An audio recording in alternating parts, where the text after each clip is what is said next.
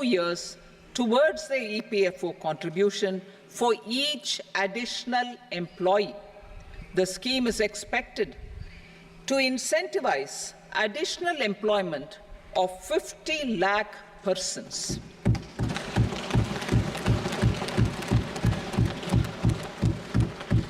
Participation of women in the workforce. We will facilitate higher participation of women in the workforce through setting up of working women hostels in collaboration with industry and establishing creches. In addition, the partnership will seek to organize women-specific skilling programs and promotion of market access for women SHG enterprises. Skilling program.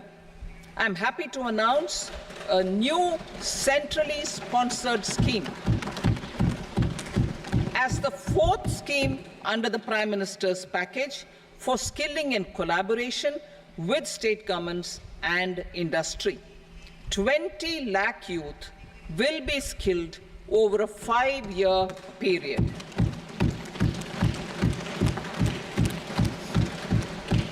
"1,000 industrial training institutes will be upgraded in hub and spoke arrangements with outcome orientation. Course content and design will be aligned to the skill needs of industry, and new courses will be introduced for emerging needs." Skilling loans. The model skill loan scheme will be revised to facilitate loans up to 7.5 lakh rupees with a guarantee from a government-promoted fund. This measure is expected to help 25,000 students every year.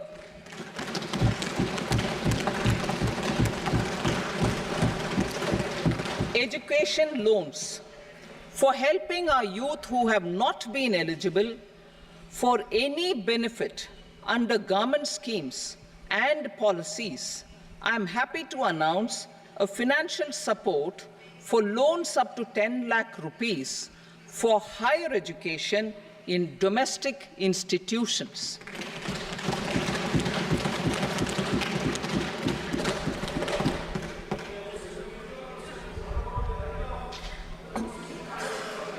E-vouchers for this purpose. E-vouchers for this purpose will be given directly to 1 lakh students every year for annual interest subvention of 3% of the loan amount. Priority 3, inclusive human resource development and social justice. Saturation approach.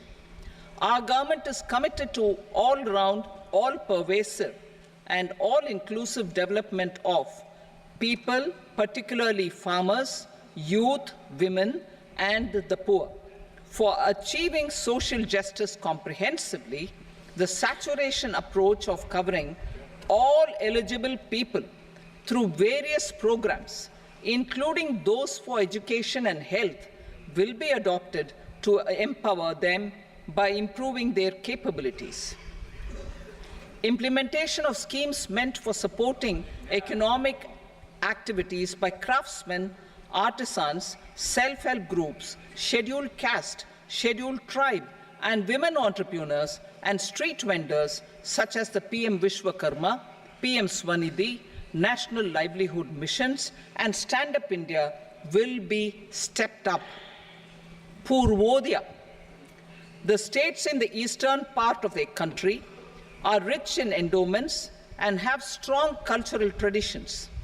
We will formulate a plan, Purvodaya, for the all-round development of the eastern region of the country, covering Bihar, Jharkhand, West Bengal, Odisha, and Andhra Pradesh.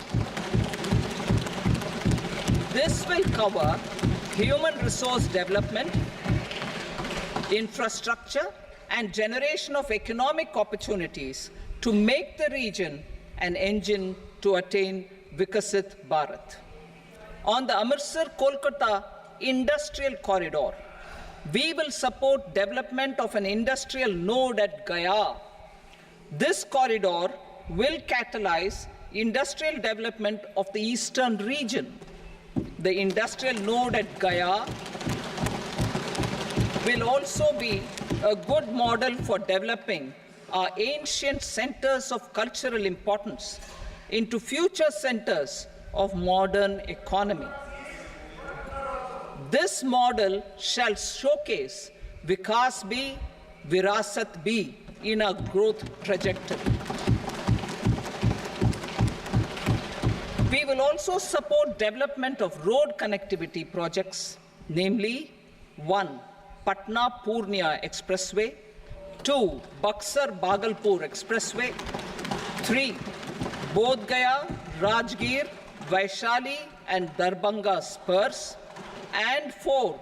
Additional 2-lane bridge over River Ganga at Buxar at a total cost of 26,000 crore rupees.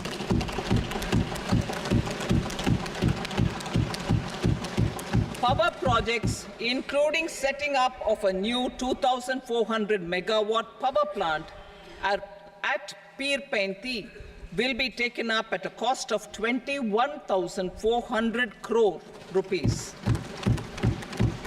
New airports, medical colleges, and sports infrastructure in Bihar will be constructed. An additional allocation to support capital investments will be provided. The requests of Bihar government for external assistance from multilateral development banks will be expedited.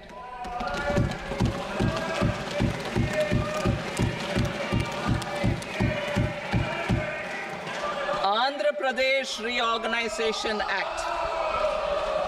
Our government has made concerted efforts to fulfill the commitments in Andhra Pradesh Reorganization Act.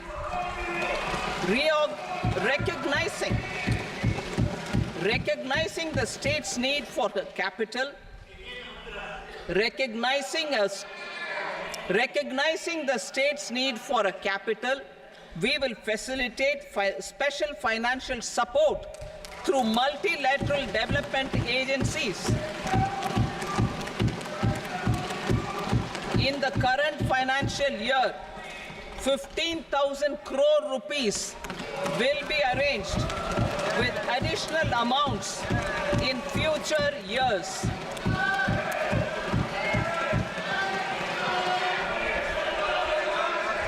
Our government is fully committed to financing and early completion of the Polavaram irrigation project, which is the lifeline for Andhra Pradesh and its farmers. This will facilitate our country's food security as well. Under the Andhra Pradesh Reorganization Act, for promoting industrial development, funds will be provided for essential infrastructure such as water, power, railways, and roads in Kopparthi node on the Visakhapatnam-Chennai industrial corridor and Varavakal node on the Hyderabad-Bengaluru industrial corridor. An additional allocation will be provided this year towards capital investment for economic growth. Grants for backward regions of Rayalaseema, Prakasham, North Coastal Andhra, as stated in the Act, will be provided. PM Awas Yojana. 3 crore additional houses under the PM Awas Yojana in rural and urban areas in the country have been announced, for which the necessary allocations are being made. Women-led development. For promoting women-led development, the budget carries an allocation of more than 3 lakh crore for schemes benefiting women and girls. This signals our government's commitment for enhancing women's role in economic development. Pradhan Mantri Janjatiya Unnat Gram Abhiyan, for improving the socio-economic condition of tribal communities, we will launch the Pradhan Mantri Janjatiya Unnat Gram Abhiyan by adopting saturation coverage for tribal families in tribal majority villages and aspirational districts.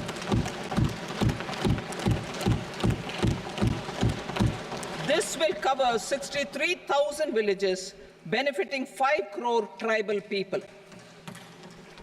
Bank branches in northeastern region. More than 100 branches of India Post Payment Bank will be set up in the northeast region to expand the banking services. This year, I have made a provision of 2.66 lakh crore rupees for rural development, including rural infrastructure. Priority 4, manufacturing and services, support for promotion of MSMEs. This budget provides special attention to MSMEs and manufacturing, particularly labor-intensive manufacturing. We have formulated a package covering financing, regulatory changes, and technology support for MSMEs to help them grow and also compete globally, as mentioned in the interim budget. I am happy to announce the following specific measures. Credit guarantee scheme for MSMEs in the manufacturing sector. For facilitating term loans to MSMEs for purchase of machinery and equipment without collateral or third-party guarantee, a credit guarantee scheme will be introduced. The scheme will operate on pooling of credit risks of such MSMEs.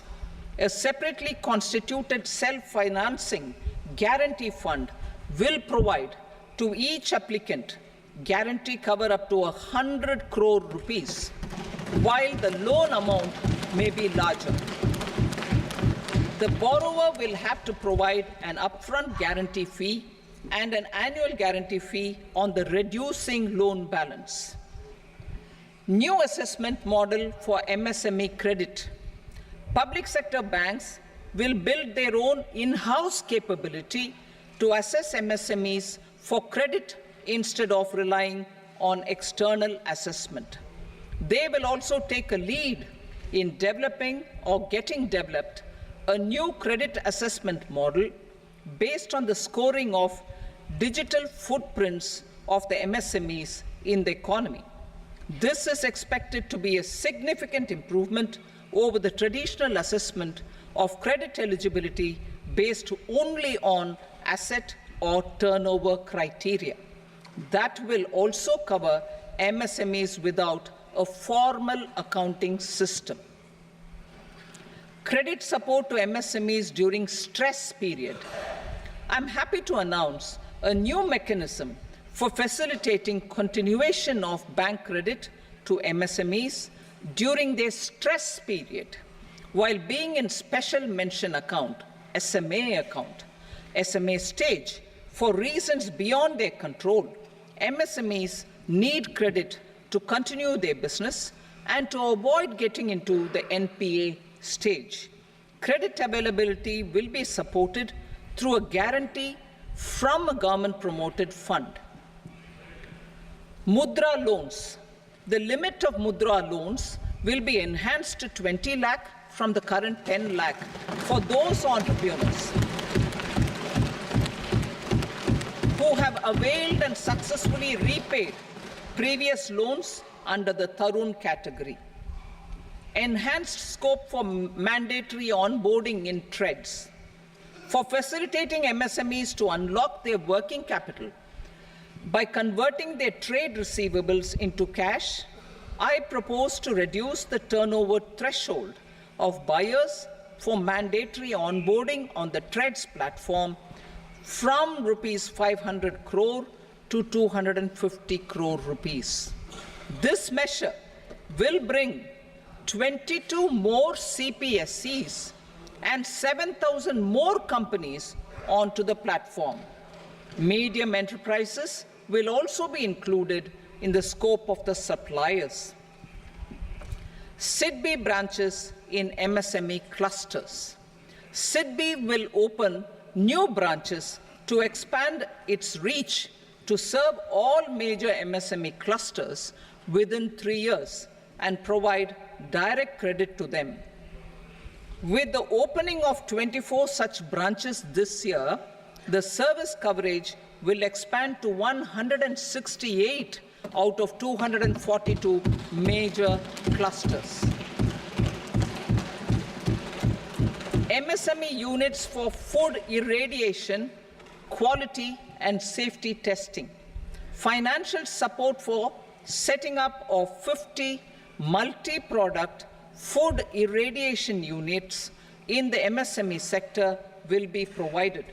Setting up of 100 food quality and safety testing labs with NABL accreditation will be facilitated. E-commerce export hubs to enable MSMEs and traditional artisans to sell their products in international markets.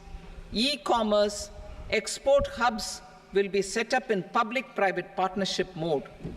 These hubs, under a seamless regulatory and logistic framework, will facilitate trade and export-related services under one roof. Measures for promotion of manufacturing and services. Internship in top companies. As the fifth scheme under Prime Minister's package, our government will launch a comprehensive scheme for providing internship opportunities in 500 top companies to 1 crore youth in 5 years. They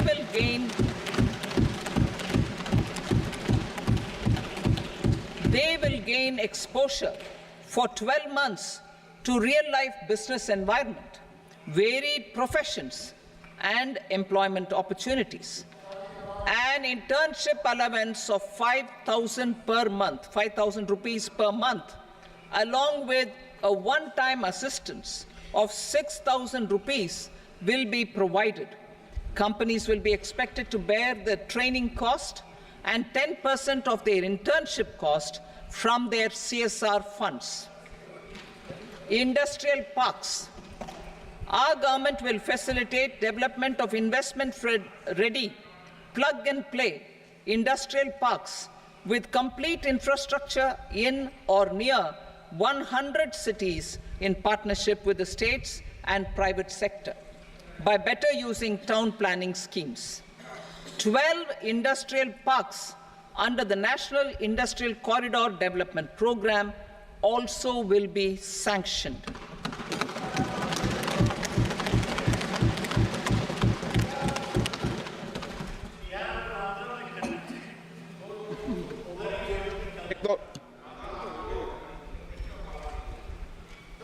Veggie paper, no. Please, Betty.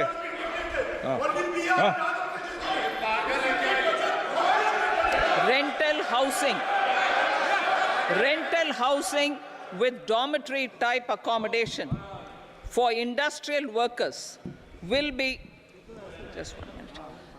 Rental housing, I repeat, rental housing with dormitory type accommodation for industrial workers will be facilitated in PPP mode with VGF support and commitment from anchor industries. Shipping industry, ownership, leasing and flagging reforms will be implemented to improve the share of Indian shipping industry and generate more employment. Critical mineral mission. We will set up a critical mineral mission for domestic production, recycling of critical minerals, and overseas acquisition of critical mineral assets. Its mandate will include technology development, skilled workforce, extended producer responsibility, extended producer responsibility framework and a suitable financing mechanism. Offshore mining of minerals. Our government will launch the auction of the first tranche of offshore blocks for mining, building on the exploration already carried out. Digital public infrastructure applications. Turning to the services sector, I propose development of DPI applications at population scale for productivity gains, business opportunities, and innovation by the private sector. These are planned in the areas of credit, e-commerce, education, health, law and justice, logistics, MSME service delivery, and urban governance. Integrated technology platform for IBC ecosystem. An integrated technology platform will be set up for improving the outcomes under the Insolvency Bankruptcy Code for achieving consistency, transparency, timely processing, and better oversight for all stakeholders. Voluntary closure of LLPs. The services of the Center for Processing Accelerated Corporate Exit, CPACE, will be extended for voluntary closure of LLPs to reduce the closure times. National Company Law Tribunals. The IBC has resolved more than 1,000 companies, resulting in direct recovery of 3.3 lakh crore to creditors. 3.3 lakh crore rupees to creditors. In addition, 28,000 cases involving over 10 lakh crore rupees have been disposed of even prior to admission. Appropriate changes to the IBC, reforms and strengthening of the tribunal and appellate tribunals will be initiated to speed up insolvency resolution. Additional tribunals will be established. Out of those, some will be notified to decide cases exclusively under the Companies Act. Debt recovery. Steps for reforming and strengthening debt recovery tribunals will be taken. Additional tribunals will be established to speed up recovery. Priority 5, urban development. Cities as growth hubs. Working with states, our government will facilitate development of cities as growth hubs. This will be achieved through economic and transit planning and orderly development of peri-urban areas utilizing town planning schemes. Creative redevelopment of cities. For creative brownfield redevelopment of existing cities with a transformative impact, our government will formulate a framework for enabling policies, market-based mechanisms, and regulation. Transit-oriented development. Transit-oriented development plans for 14 large cities with a population above 30 lakh will be formulated, along with an implementation and financing strategy. Urban housing. Under the PM Awas Yojana, Urban 2.0, housing needs of 1 crore urban poor and middle-class families will be addressed with an investment of 10 lakh crore rupees. This will include the central assistance of 2.2 lakh crore rupees in the next 5 years. A provision of interest subsidy to facilitate loans at affordable rates is also envisaged. In addition, enabling policies and regulations for efficient and transparent rental housing markets with enhanced availability will also be put in place. Water supply and sanitation. In partnership with state governments and multilateral development banks, we will promote water supply, sewage treatments, and solid waste management projects and services for 100 large cities through bankable projects. These projects will also envisage use of treated water for irrigation and filling up of tanks in nearby areas. Street markets. Building on the success of PM Swanidhi scheme in transforming the lives of street vendors, our government envisions a scheme to support each year over the next 5 years the development of 100 weekly hearts or street food hubs in select cities. Stamp duty. We will encourage states which continue to charge high stamp duty to moderate the rates for all and also consider further lowering duties for properties purchased by women. This reform will be made an essential component of urban development schemes. Priority 6, energy security, energy transition. In the interim budget, I had announced our strategy to sustain high and more resource-efficient economic growth, along with the energy security in terms of availability, accessibility, and affordability. We will bring out a policy document on appropriate energy transition pathways that balances the imperatives of employment, growth, and environmental sustainability.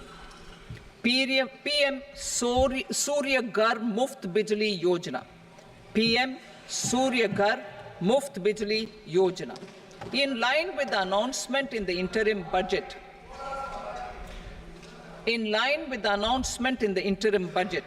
PM Surya Ghar Muft Bijli Yojana has been launched to install rooftop solar plants to enable 1 crore households obtain free electricity up to 300 units every month. The scheme has generated remarkable response with more than 1.28 crore registrations and 14 lakh applications, and we will further encourage it.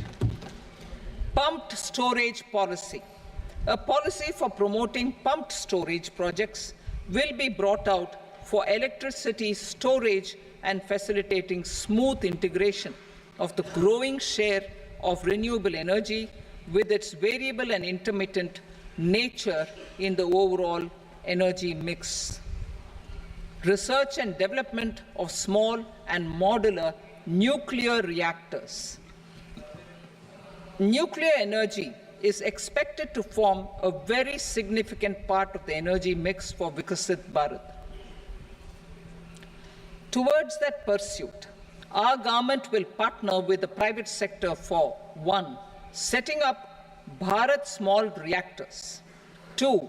Research and development of Bharat Small Modular Reactor, and 3. Research and development of newer technologies for nuclear energy. The R&D funding announced in the interim budget will be made available for this sector also. Advanced ultra supercritical thermal power plants. The development of indigenous technology for advanced ultra supercritical thermal power plants with much higher efficiency has been completed. A joint venture between NTPC and BHEL will set up a full-scale 800 megawatt commercial plant using AUSC technology. The government will provide the required fiscal support. Moving forward, development of indigenous capacity for the production of high-grade steel and other advanced metallurgy materials for these plants will result in strong spin-off benefits for the economy. Roadmap for hard-to-abate industries. A roadmap for moving the hard-to-abate industries from energy efficiency targets to emission targets will be formulated. Appropriate regulations for transition of these industries from the current perform, achieve, and trade mode to Indian carbon market mode will be put in place. Support to traditional micro and small industries. An investment-grade energy audit of traditional micro and small industries in 60 clusters, including brass and ceramic, will be facilitated. Financial support will be provided for shifting them to cleaner forms of energy and implementation of energy efficiency measures. The scheme will be replicated in another 100 clusters in the next phase. Priority 7, infrastructure investment by central government. Significant investment the central government has made over the years in building and improving infrastructure has had a strong multiplier effect on the economy. We will endeavour to maintain strong fiscal support for infrastructure over the next 5 years, in conjunction with imperatives of other priorities and fiscal consolidation. This year, I have provided 11,11,111 crore rupees for capital expenditure. This would be 3.4% of our GDP. Infrastructure investment by state governments.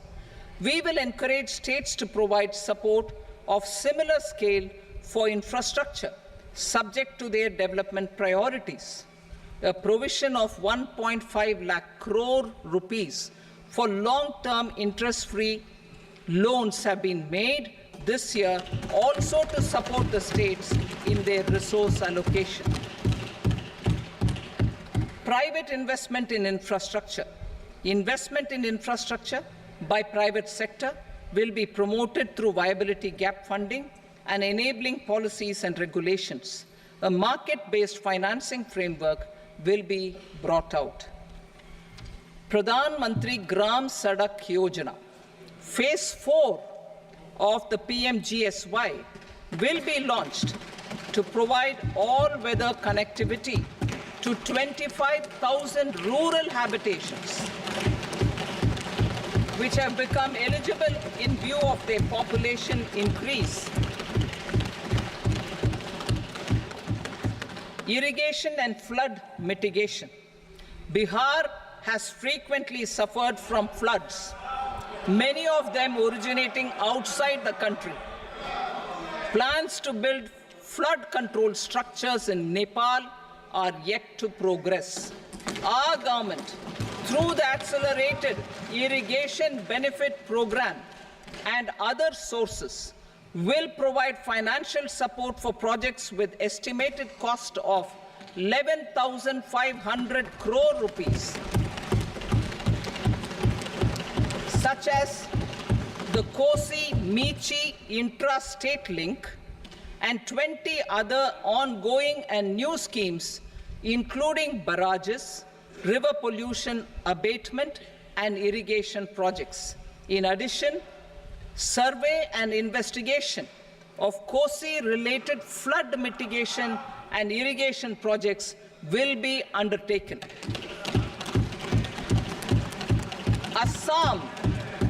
Assam grapples with floods every year by the Brahmaputra River and its tributaries originating outside India.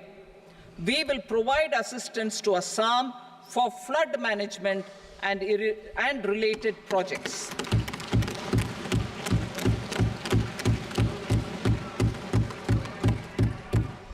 Himachal Pradesh suffered extensive losses due to floods last year.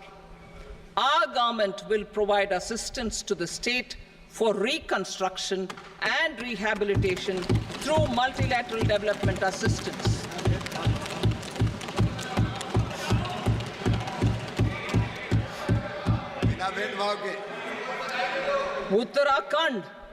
Uttarakhand too suffered losses due to cloudbursts and massive landslides. We will provide assistance to the state. Recently, Sikkim witnessed devastating flash floods and landslides that wreaked havoc across the state. Our government will provide assistance to the state.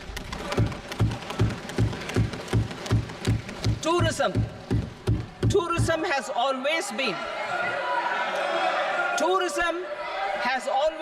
a part of our civilization. Our efforts in positioning India as a global tourist destination will also create jobs, stimulate investments, and unlock economic opportunities for other sectors. In addition to the measures outlined in the interim budget, I propose the following measures. Vishnupad Temple at Gaya and Mahabodhi Temple at Bodh Gaya in Bihar are of immense spiritual significance. Comprehensive development of Vishnupad Temple corridor and Mahabodhi Temple corridor will be supported, modeled on the successful Kashi Vishwanath Temple corridor to transform them into world-class pilgrim and tourist destinations. Rajgir holds immense religious significance for Hindus, Buddhists, and Jains. The 20th Tirthankara Muniswarata temple in the Jain temple complex is ancient. The Saptarishi, or the 7 hot springs, form a warm water Brahmkund that is sacred. A comprehensive development initiative for Rajgir will be undertaken. Our government will support the development of Nalanda as a tourist center, besides reviving Nalanda University to its glorious stature. Odisha's scenic beauty, temples, monuments, craftsmanship, wildlife sanctuaries, natural landscapes, and pristine beaches make it an ultimate tourism destination. Our government will provide assistance for their development to Odisha as well. Priority 8, innovation, research, and development.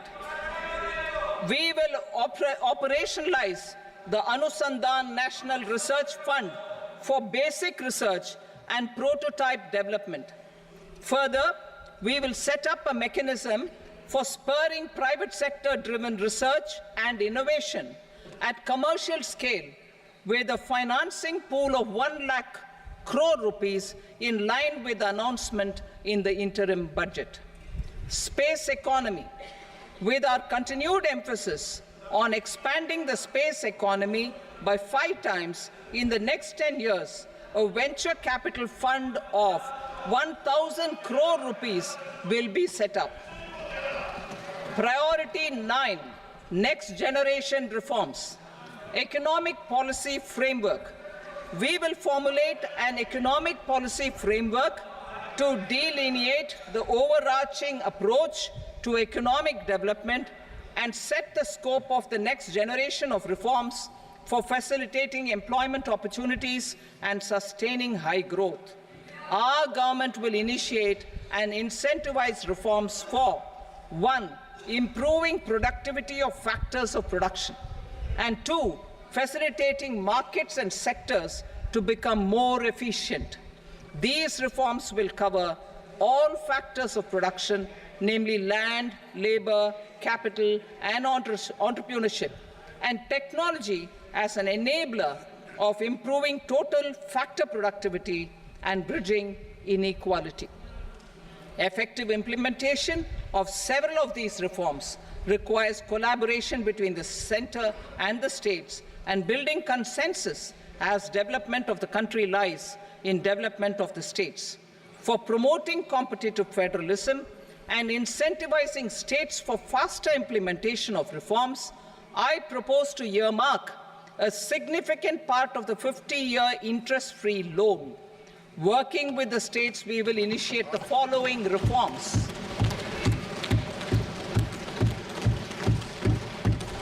land-related reforms and actions, both in the rural and urban areas, will cover land administration, will cover 1. Land administration, planning and management, and 2.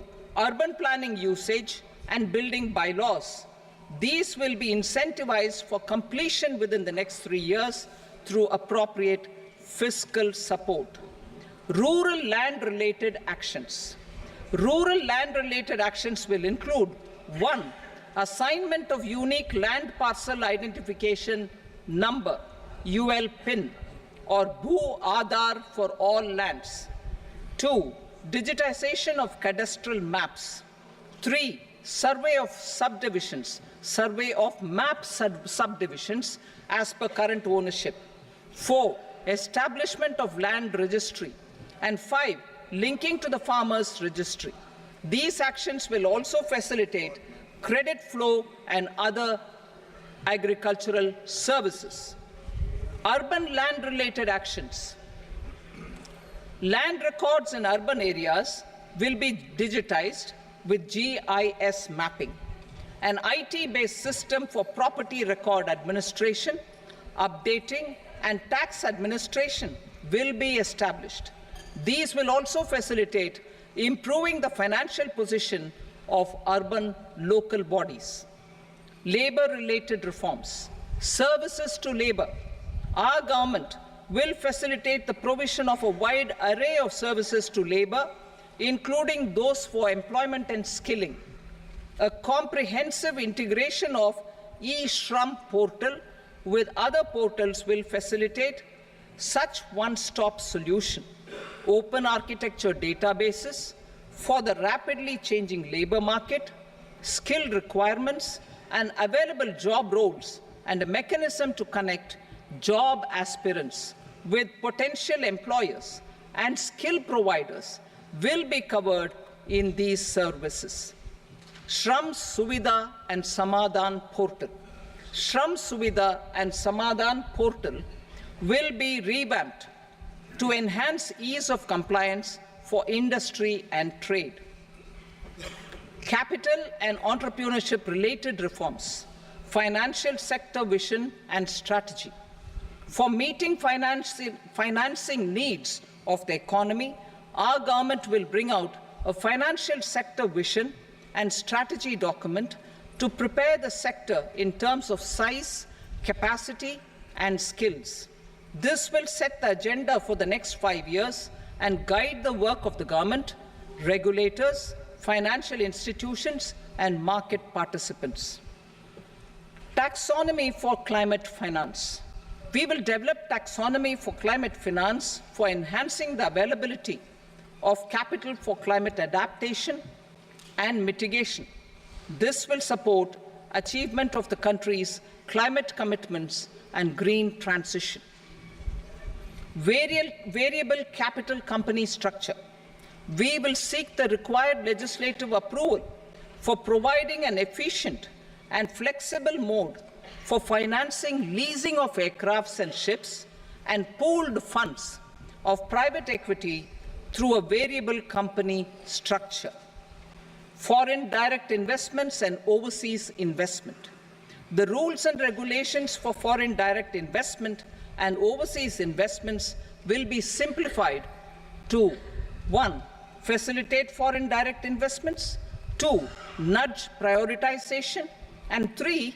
Promote opportunities for using Indian rupee as a currency for overseas investment. NPS Vatsalya. NPS Vatsalya, a plan for contribution by parents and guardians for minors, will be started. On attaining the age of majority, the plan can be converted seamlessly into a normal NPS account. Use of technology. We have successfully used technology for improving productivity and bridging inequality in our economy during the past 10 years. Public investment in digital infrastructure and innovations by the private sector have helped in improving access of all citizens, particularly the common people, to market resources, education, health and services. We will step up adoption of technology towards digitalization of the economy. Ease of doing business. For enhancing ease of doing business, we are already working on the Jan Vishwas Bill 2.0. Further, states will be incentivized for implementation of the business reforms, action plans, and digitalization. Data and statistics.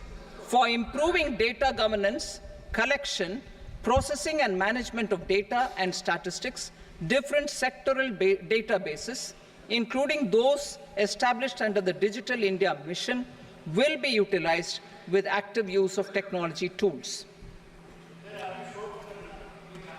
New pension scheme. The committee to review the NPS has made considerable progress in its work. I am happy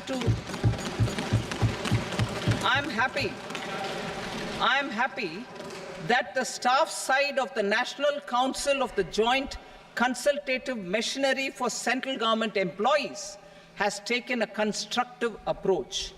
A solution will be evolved which addresses the relevant issues while maintaining fiscal prudence to protect the common citizens. Budget estimates for 24-25.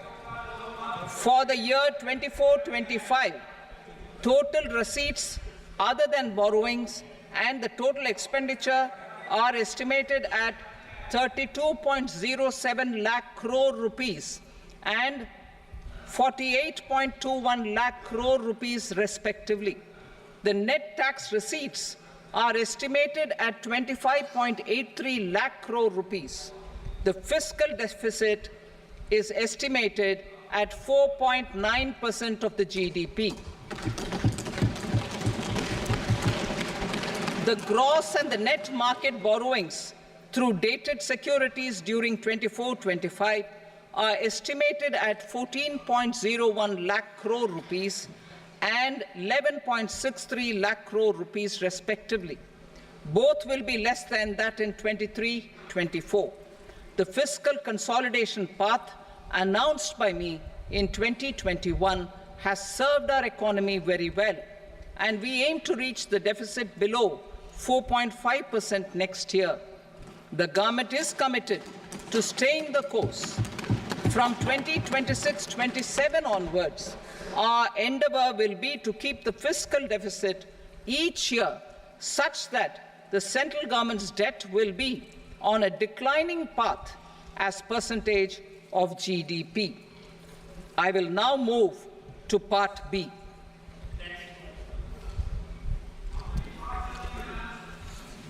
Indirect taxes. Sir, I start with GST. It has decreased tax incidence on the common man, reduced compliance burden and logistics cost for trade and industry, and enhanced revenues of the central and the state governments.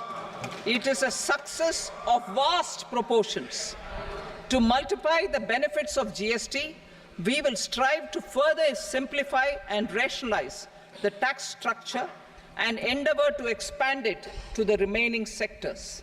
My proposals for customs duties intend to support domestic manufacturing, deepen local value addition, promote export competitiveness, and simplify taxation while keeping the interest of the general public and consumers surmount. In Budget 22-23, we reduced the number of customs duty rates. I propose to undertake a comprehensive review of the rate structure over the next 6 months to rationalize and simplify it for ease of trade, removal of duty inversion, and reduction of disputes. I shall now take up sector-specific customs duty proposals. Medicine and medical equipments. To provide relief to cancer patients, I propose to fully exempt 3 more medicines from customs duties.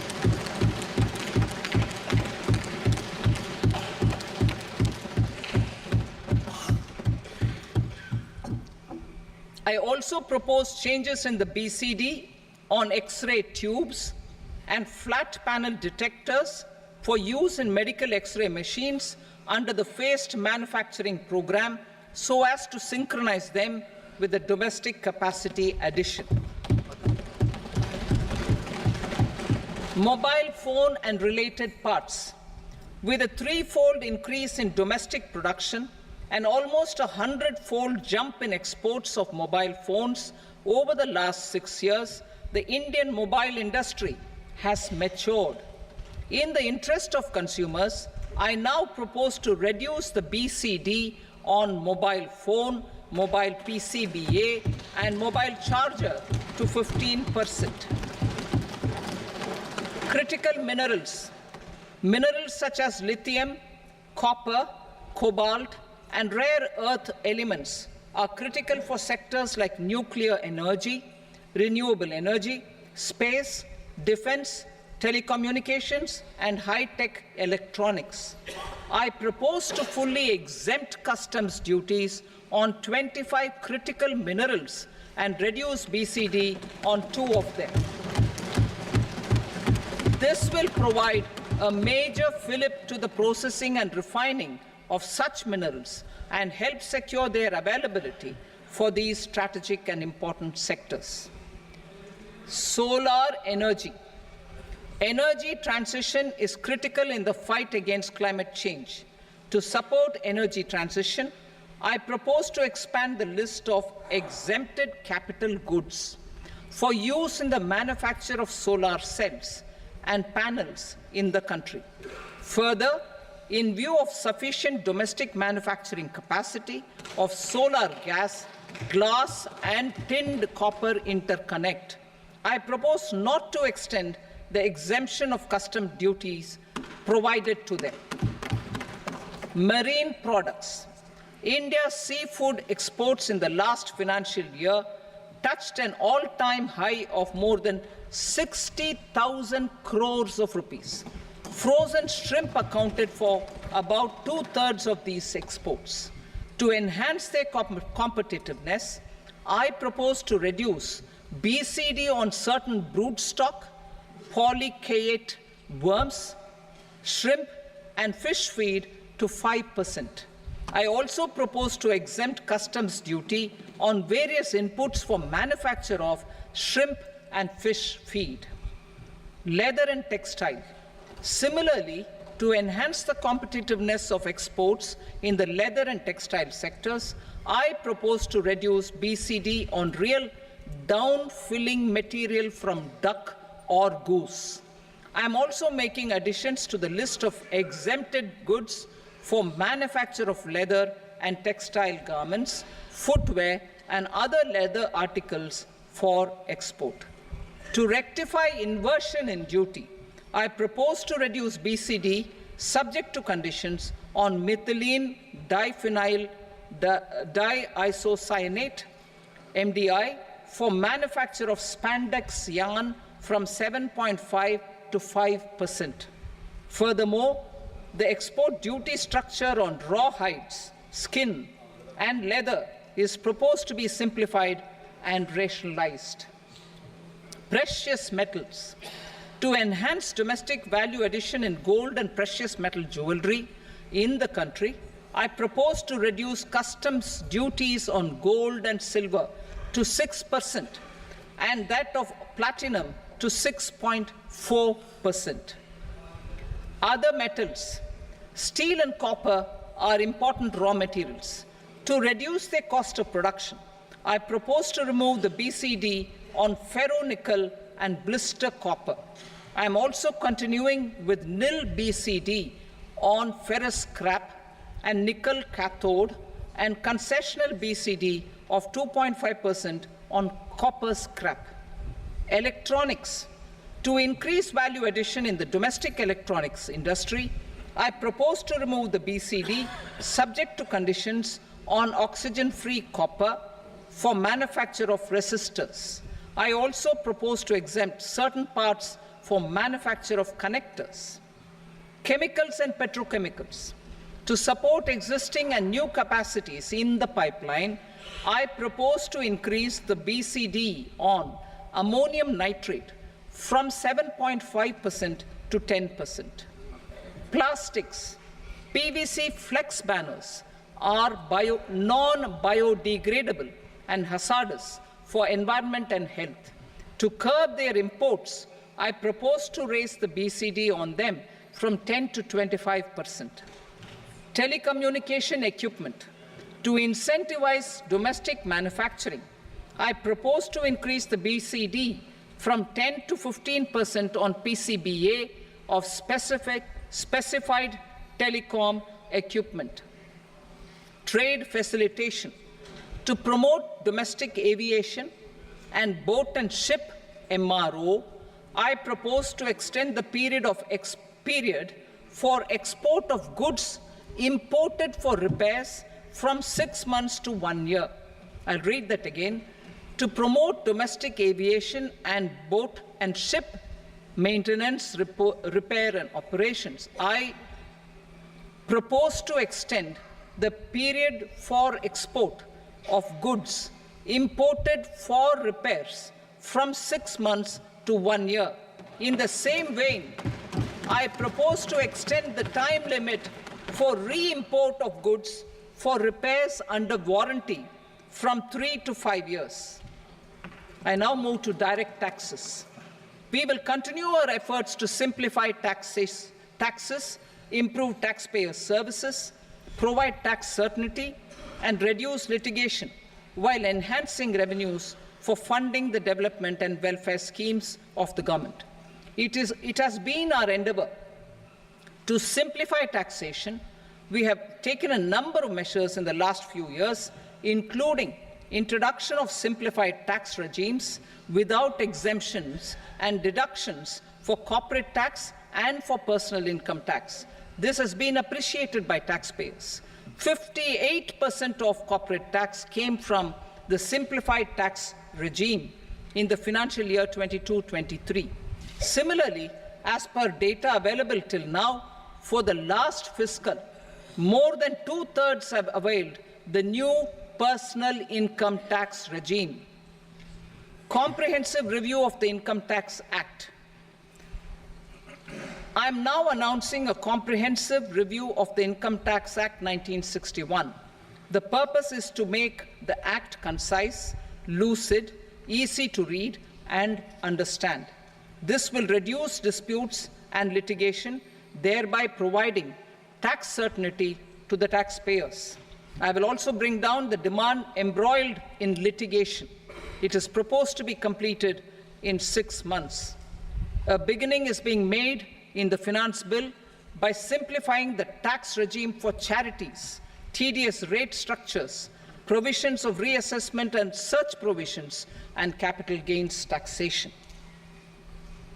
Simplification for charities and tedious. The two tax exemption regimes for charities are proposed to be merged into one. The 5% tedious rate on many payments is being merged into the 2% tedious rate, and the 20% tedious rate on repurchase of units by mutual funds or UTI is being withdrawn. Tedious rate on e-commerce operators is proposed to be reduced from 1 to 0.1%. Moreover, credit of TCS is proposed to be given in the TDS to be deducted on salary. Further, I propose to decriminalize delay for payment of TDS up to the due date of filing statement for the same. I also plan to provide a standard operating procedure for TDS defaults and simplify and rationalize the compounding guidelines for such defaults. Simplification of reassessment. I propose to thoroughly simplify the provisions for reopening and reassessment. An assessment hereinafter can be reopened beyond 3 years from the end of the assessment year only if the escaped income is 50 lakh rupees or more, up to a maximum period of 5 years from the end of the assessment year. Even in such cases, a time limit of 6 years before the year of the search, as against the existing time limit of 10 years, is being proposed. This will reduce tax uncertainty and disputes. Simplification and rationalization of capital gains. Capital gains taxation is also proposed to be hugely simplified.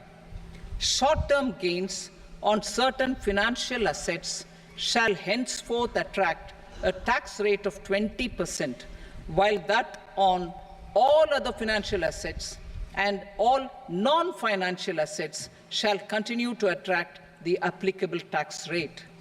Long-term gains on all financial and non-financial assets, on the other hand, will attract a tax rate of 12.5%.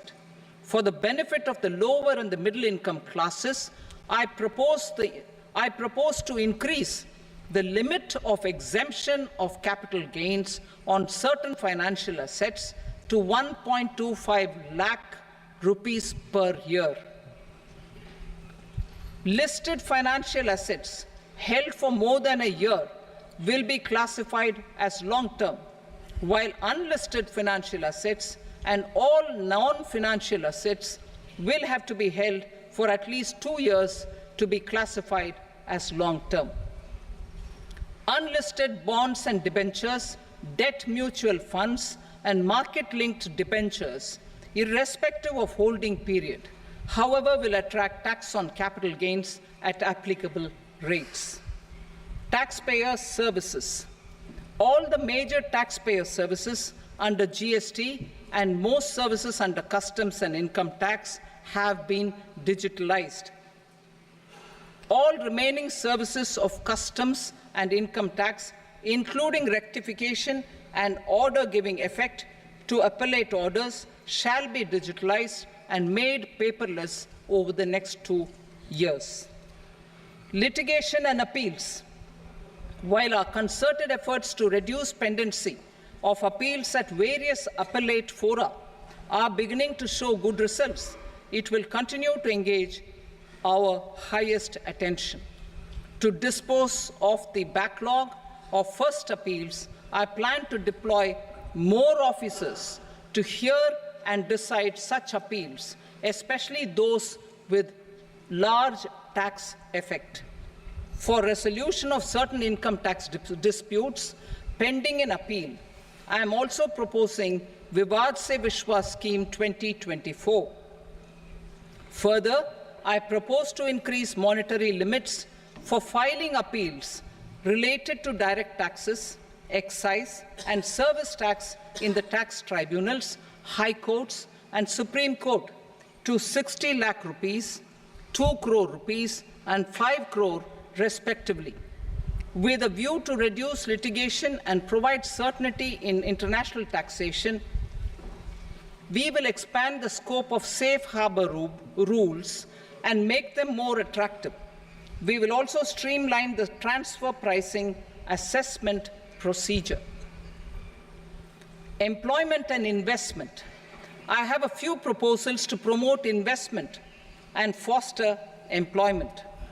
First of all, to bolster the Indian startup ecosystem, boost the entrepreneurial spirit, and to support innovation, I propose to abolish the so-called angel tax for all classes of investors. Second, there is tremendous potential for cruise tourism in India. To give a fillip to this employment-generating industry, I am proposing a simpler tax regime for foreign shipping companies operating domestic cruises in the country. Third, India is a world leader in the diamond cutting and polishing industry, which employs a large number of skilled workers. To further promote the development of this sector, we would provide for safe harbor rates for foreign mining companies selling raw diamonds in the country. Fourth, to attract foreign capital for our development needs, I propose to reduce the corporate tax rate on foreign companies from 40 to 35%. Deepening the tax base. I have a couple of proposals for deepening the tax base. First, security transaction tax on futures and options of securities is proposed to be increased to 0.02% and 0.1% respectively. Second, for reasons of equity, I propose to tax income received on buyback of shares in the hands of recipients. Other proposals: to improve social security benefits, deduction of expenditure by employers towards NPS is proposed to be increased from 10 to 14% of the employee's salary. Similarly, deduction of this expenditure up to 14% of salary from the income of employees in private sector, public sector banks and undertakings opting for the new tax regime is proposed to be provided. Indian professionals working in multinationals get ESOPs and invest in social security schemes and other movable assets abroad. Non-reporting of such small foreign assets has penal consequences under the Black Money Act. Such non-reporting of movable assets up to 20 lakh rupees is proposed to be depenalized. Other major proposals in the finance bill relate to withdrawal of equalization levy of 2%, expansion of tax benefits to certain funds and entities in IFSCs, and immunity from penalty and prosecution to Benamidar on full and true disclosure so as to improve conviction under the Benami Transaction Prohibition Act 1988. Personal income tax. Coming to personal income tax rates, I have two announcements to make for those opting for the new tax regime. First, the standard deduction for salaried employees is proposed to be increased from 50,000 to 75,000 rupees.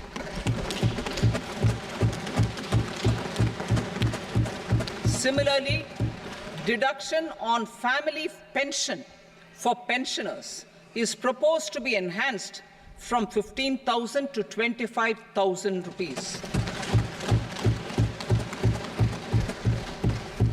This will provide relief to about 4 crore salaried individuals and pensioners.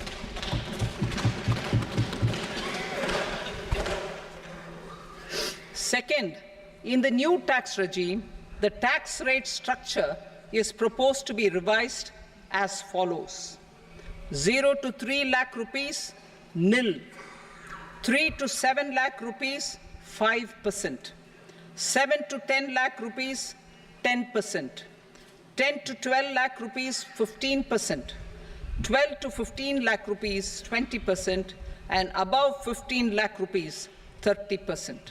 As a result of these changes, a salaried employee in the new tax regime stands to save up to 17,500 rupees in income tax.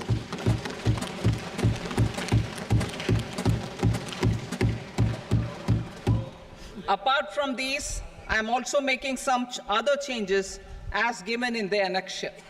As a result of these proposals, revenue of about 37,000 crore, that is 29,000 crore in direct taxes and 8,000 crore in indirect taxes, will be foregone, while revenue of about 30,000 crore rupees will be additionally mobilized. Thus, the total revenue foregone is about 7,000 crores annually. Mr. Speaker, sir, with this, I commend the budget to this august House. Jai Hind.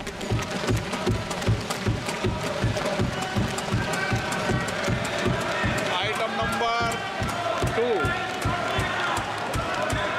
Item number 2.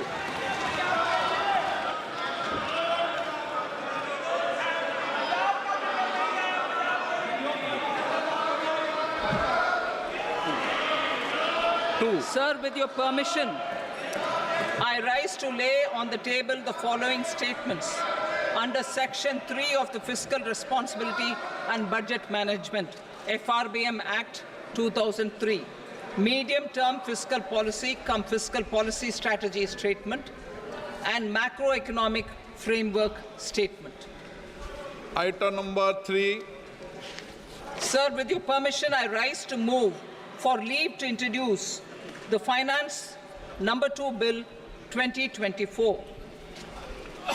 प्रश्न ये कि विधेयक को पुनर्स्थापित करने की अनुमति प्रदान की जाए। जो सदस्य इसके पक्ष में हाँ कहें, जो सदस्य विरोध में ना कहें। मेरे विचार में निर्णय हाँ वालों के पक्ष में अनुमति प्रदान की जाती है।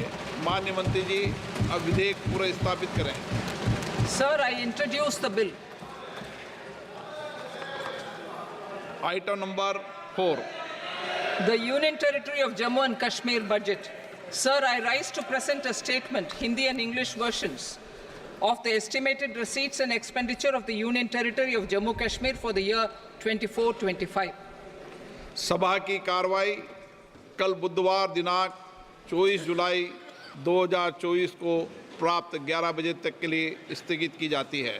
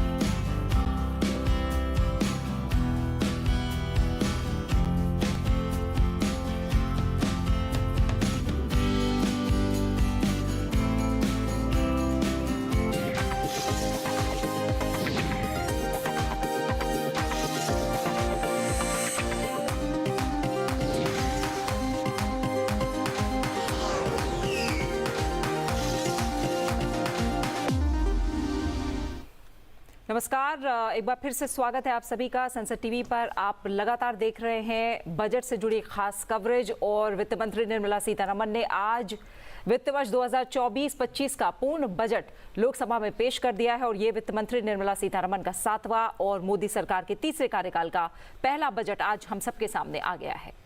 जी हाँ, जैसे कि हम कह रहे थे कि ये बजट विकसित भारत का बजट होगा। मोदी सरकार के इस बजट में वित्त मंत्री निर्मला सीतारमण ने कई बड़े ऐलान किए हैं। उन्होंने बजट में युवाओं के कौशल विकास, शिक्षा, कृषि और रोजगार सृजन जैसे क्षेत्रों पर विशेष ध्यान दिया है। वित्त मंत्री ने देश के पूर्वी राज्यों को देश की आर्थिक वृद्धि का इंजन बनाने के लिए विशेष योजनाओं का भी ऐलान किया और लोकसभा पहुंची वित्त मंत्री ने 11 बजे अपने बजट भाषण की शुरुआत की। क्या बड़ी बातें रही हैं, लगातार हम इसका विश्लेषण करेंगे और जो मुख्य बातें हैं उसमें 2 लाख करोड़ रुपए के प्रावधान के साथ युवाओं पर अच्छा खासा फोकस है। उनके लिए 5 स्कीम है जिनका जिक्र किया गया है और इससे 5 करोड़ से ज्यादा युवाओं को सीधा फायदा होगा और जो रोजगार सृजन है उसको प्रोत्साहन देने के लिए भी 3 स्कीम की घोषणा की गई है। जी हाँ, और कृषि से जुड़ी हुई भी बड़ी बातें की गई हैं बजट में। कृषि सेक्टर के लिए 1.52 लाख करोड़ रुपए का प्रावधान रखा गया है। एनर्जी सिक्योरिटी पर सरकार का फोकस रहा है। रोजगार बढ़ाने पर सरकार ने फोकस किया है और रोजगार बढ़ाने के लिए तमाम नई और बड़ी घोषणाएं की गई हैं। तो स्पीच की जो हाइलाइट्स रही हैं वो आप देख पा रहे हैं। 32 फसलों के लिए 109 किस्म लॉन्च की जाएंगी और कृषि सेक्टर का विकास पहली प्राथमिकता है। इस बात पर जोर दिया है वित्त मंत्री निर्मला सीतारमण ने। युवाओं पर फोकस है, 2 लाख करोड़ रुपए का प्रावधान इसके लिए किया गया है। खास तौर से रोजगार और स्किल डेवलपमेंट पर फोकस किया गया है और शुरुआत में ही स्किलिंग को लेकर, रोजगार को लेकर, युवाओं को लेकर बजट भाषण की शुरुआत हुई थी। गरीबों पर इसका फोकस है, ग्रामीण इलाकों पर बजट को फोकस किया गया है और पहली बार जो नौकरी वाले व्यक्ति होंगे, जो युवा होंगे, उन्हें अतिरिक्त पीएफ मिलेगा और 5 साल में 4 करोड़ युवाओं को रोजगार देने का लक्ष्य रखा गया है। शिक्षा की बात करें तो रोजगार और कौशल के लिए 1.48 लाख करोड़ रुपए का प्रावधान रखा गया है। बिहार में 3 एक्सप्रेसवे बनाने के लिए फंड जारी किया जाएगा। पटना पूर्णिया एक्सप्रेसवे तैयार किया जाएगा। बड़ी घोषणाएं बिहार के लिए, उड़ीसा के लिए और आंध्र प्रदेश के लिए की गई है। इस बजट में उच्च शिक्षा की बात करें तो उसके लिए भी प्रावधान रखा गया है। SC, ST और OBC समाज के कल्याण के लिए ये बजट बहुत ही खास रहा है। 10,000 बायोफ्यूल प्लांट भी लगाए जाएंगे, इसका प्रावधान रखा गया है। रोजगार और स्किल के लिए 3 नई योजनाएं सामने लाई गई हैं। पहली नौकरी के लिए 1 महीने का भत्ता मिलेगा। ये पहली बार हो रहा है भारत में कि किसी नौकरी के लिए पहली बार नौकरी करने पर भत्ता भी दिया जाएगा।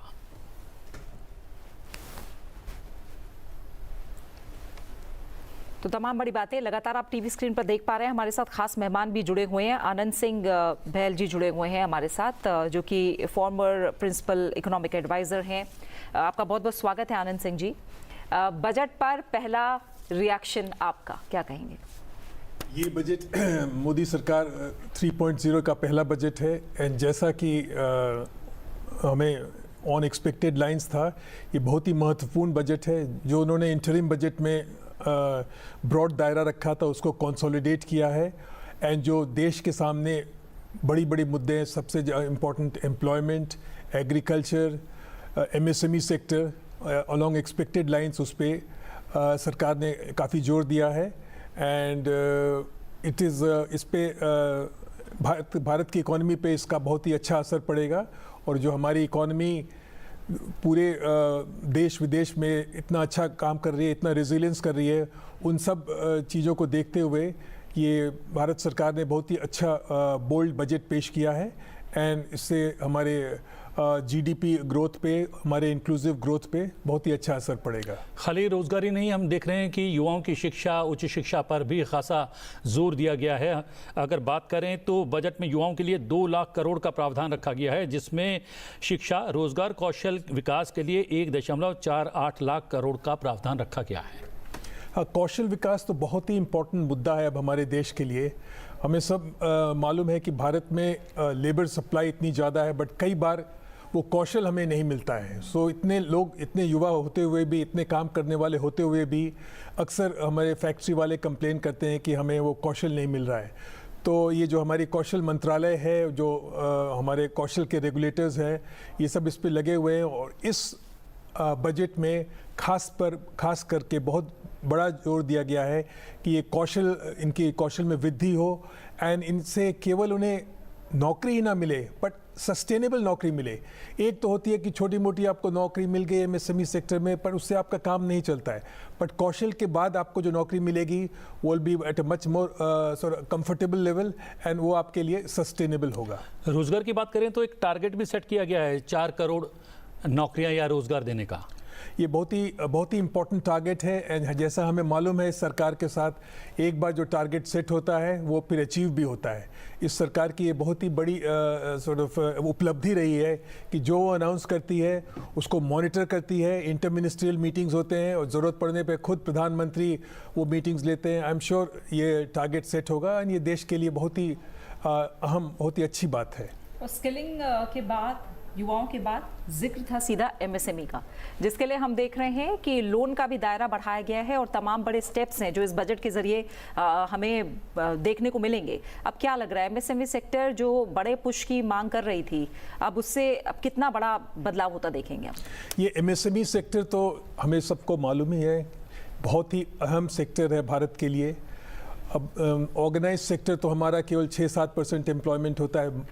ज़्यादातर एम्प्लॉयमेंट जो है, ज़्यादातर जो प्रोडक्शन जो है हमारे एमएसएमई सेक्टर में ही होता है एंड इस पे सब लोगों की पहले से उम्मीद थी कि ये सरकार इस पे नई नई नीतियाँ लाएगी। तो मैं देख रहा हूँ कि इन्होंने स्ट्रेंथन किया है पुरानी नीतियाँ और कुछ नई नीतियाँ लाए हैं क्रेडिट बढ़ाने के लिए, यहाँ पे ईज़ ऑफ डूइंग बिजनेस करने के लिए, वो हर तरह से एमएसएमई सेक्टर को टेक्नोलॉजी प्रदान करने के लिए, उनको जीएसटी में प्रावधान में और आसान करने के लिए, सो दैट करीब 7.11 करोड़ करीब लोग हमारे एम्प्लॉयड हैं एमएसएमई सेक्टर में। और इन सबको बड़ा पुश देने के लिए सरकार ने इस बजट में अनाउंस किया है, क्रेडिट गारंटी दी है, एक्स्ट्रा क्रेडिट दिया है, ज़रूरत के समय उभर करके आएंगी। बट ये सरकार का ये एकदम रेडार पे है एमएसएमई सेक्टर एंड ये हमारे एकदम बैकबोन है इस देश का, बिकॉज ज़्यादातर लोग हमारे एमएसएमई सेक्टर में एम्प्लॉयड हैं। एम्प्लॉयमेंट वहीं होता है, वहीं से एम्प्लॉयमेंट जनरेशन शुरू होती है, टेक्नोलॉजी अपग्रेडेशन शुरू होता है। तो इस सबको देखते हुए सरकार ने अपनी रेडार में एमएसएमई सेक्टर को बहुत बड़ा पुश दिया है इस बजट के थ्रू। अगर बात करें आयकर की तो उसमें कुछ बड़ा फेरबदल नहीं किया गया है। आयकर में थोड़ी बहुत चेंजेस तो है, वो डिटेल्स अभी देखने होंगे, बट कोई बहुत बड़ा तब्दीली नहीं है। This is along expected lines, because आयकर विभाग ने पहले से ही अनाउंस कर रखा है कि बहुत ज़्यादा एग्जेम्पशन नहीं देंगे, ग्रेजुअल रिडक्शन होगा रेट्स का। ये सब के कारण हमारी आयकर नीति ऑलरेडी देश विदेशों के कंपैरिजन में है, तो किसी ने एक्सपेक्ट भी नहीं किया था कि बहुत बड़ा पुश मिलेगा। एंजल टैक्स हटाया है उन्होंने, दैट इज़ इम्पोर्टेंट अनाउंसमेंट। थोड़ा स्टैंडर्ड 75,000 का स्टैंडर्ड डिडक्शन किया है वो। जी हाँ, वो 50,000 से 75,000 का कर दिया है और स्टैंडर्ड डिडक्शन बढ़ाए हैं, एंजल टैक्स हटाया है। तो कुछ प्रावधान उन्होंने किए हैं, बट कोई बहुत महत्वपूर्ण चेंज बदली मुझे अभी तक सामने नहीं आई है। बिल्कुल। और जो बड़ा फोकस सरकार कहती रही है युवा और किसानों की अगर बात करें तो लगातार जो बात अब सामने आई है कि कृषि क्षेत्र की उत्पादकता, प्रोडक्टिविटी और ज़्यादा बढ़े और जो स्टोरेज है उसको लेकर काम किया जाए। 30 फसलों की 109 किस्में जल्दी देश को मिलने वाली हैं, इसको कैसे समझें? बजट स्पीच में हम लोग सब ने देखा कि रिसर्च पे और रिसर्च एंड डेवलपमेंट पे बहुत जोर है, उसी के अंदर ये 30 नई फसलें भी आएंगी। सो हमारे देश में एग्रीकल्चर अभी तो ग्रोथ मोरलेस ठीक है, बट बहुत ज़्यादा ज़रूरत है कि ये रेजिलिएंट हो, वेदर से रेजिलिएंट हो, उसको मार्केट प्राइसेस ठीक मिले और नए प्रोडक्ट, नई बीजें आए जो ज़्यादा सॉर्ट ऑफ क्लाइमेट चेंज को उसको बेयर कर सकें। सो इन सब को देखते हुए बहुत ही स्ट्रॉन्ग फोकस दिया गया है एग्रीकल्चरल रिसर्च पे, न्यू टेक्नोलॉजी पे, जिसके तहत ये नई बीजें भी आ रही है। तो इन सब को अमल करने के लिए ग्राउंड पे और स्टेट्स में इंस्टीट्यूशंस भी डेवलप होने होंगे। एंड जो सरकार का ये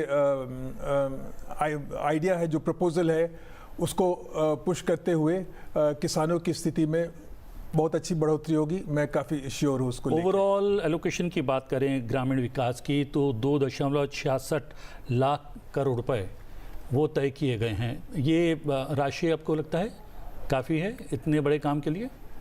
राशि तो ये वित्त मंत्रालय, कृषि मंत्रालय और रूरल डेवलपमेंट मंत्रालय सारे मिल करके डिस्कस करते हैं। ये प्रोसीजर आपको मालूम है कि मंत्रालय लोग अपना पहले एस्टिमेट देते हैं बजट में, एंड देन फाइनेंस मिनिस्ट्री वो सब बैठ करके देखते हैं। तो आई एम श्योर ये तो काफ़ी बातचीत करके किया गया होगा। एंड फिर कंपीटिंग नीड्स भी होती है, ये भी नहीं है कि सरकार के पास पूरा एक तिजोरी है जितना चाहे खर्च कर ले। तो मेरे हिसाब से ये खर्च ठीक है। एंड उन्होंने काफ़ी ठोक बजा करके ये एस्टिमेट को अनाउंस किया है। जी हाँ, अगर शिक्षा की बात करें, हम लोग कह रहे हैं कि सरकार का स्किल